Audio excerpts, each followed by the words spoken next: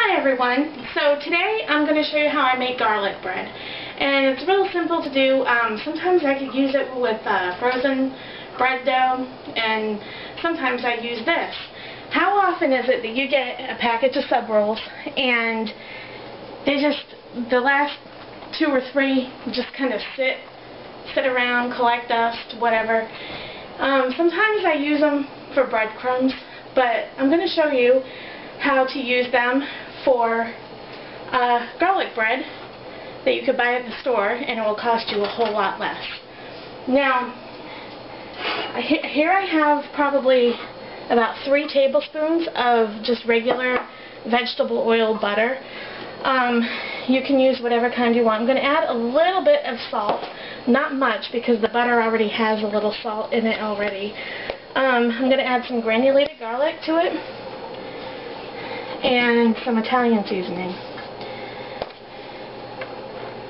Okay, and that's going to give it like some color. You just mash them all up together. It's kind of like a compound butter, but we're not going to put it back in the refrigerator to harden. You could use this for other things, other recipes. My husband likes to take this combination and melt the butter a little bit and put it on his pizza. So yeah, we just let him do that because, you know, he's from Texas. At least that's what he tells us. Now just keep the old guy happy, huh? That's right. But there's another pizza place out there that does something very similar, so I'm not going to get on him too much for doing stuff like that. So now we have our butter all mixed up, and as messy as it is. Now I'm making this with another recipe, some soup, but you could make this for anything really. You can even take these and make little mini sandwiches, and instead of using like mayonnaise or mustard, the traditional condiments for sandwiches, you could use this for the condiment.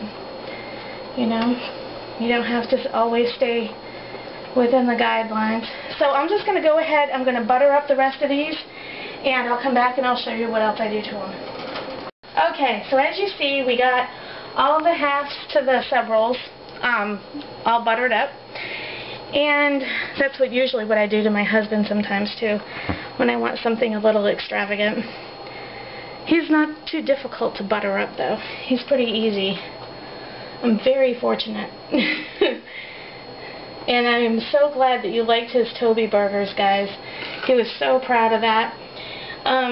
He likes to cook as well as I do, and when him and I first got together, he did a lot of the cooking, and I'm like, well, you know what, I like to cook too. And it was funny because I never realized until I was a little bit older how much I really liked to cook. Before, I was a single mom with me and Isabella, and I just did what was quick, what was convenient out of the microwave. Probably not the healthiest thing, but, you know, working and taking care of a child by yourself and doing all that, it was kind of hard to find the time to get in some healthy meals without everything going bad, because I knew how to cook. I just didn't know how to cook for like 2 people as opposed to like 25, because my grandmother taught me how to cook, and she always had a crowd at her house. Now I'm being very liberal with this. This is grated Parmesan cheese. I'm like all over the place. Okay, so we preheated the oven to 350, and as you can see, it's at temperature. I'm just going to fire this in the oven, and when I start to smell garlic, cheese, and bread, I'm going to check on it. 9 times out of 10, it might not be toasted as well as I want it to be, but it'll be pretty close. So I'll show you what it looks like when it comes out of the oven. Okay, so our garlic bread. They've been in there for about 15 minutes, and they are ready. So They didn't get too brown on top. That's not really the look I was going for. If I wanted maybe some kind of crostini, I would probably put them underneath the broiler, because crostini is to make them crusty. So now it's that time where you all enjoy this, and I know my husband does too. It's time for my husband to taste test one of these.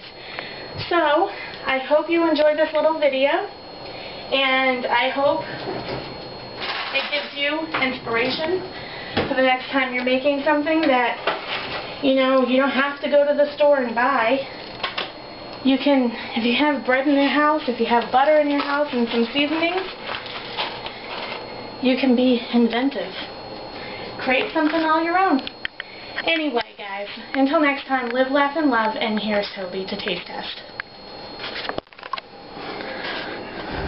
Tell you what, I was losing weight, not having all these taste tests going on while we were all doing the holiday thing and being ill together. Okay, now...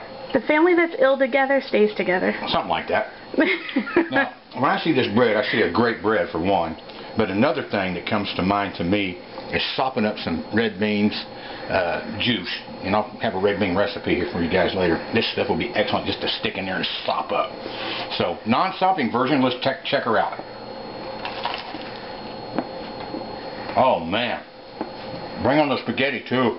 Good Lord, that's good. I can taste the garlic and just enough of the Parmesan cheese and that the butter with the garlic and the Italian seasoning in it. You can see some of that, how it kind of covers the bread. Outstanding. Make a good sandwich too. Good all around. See y'all next time. Till then, adios.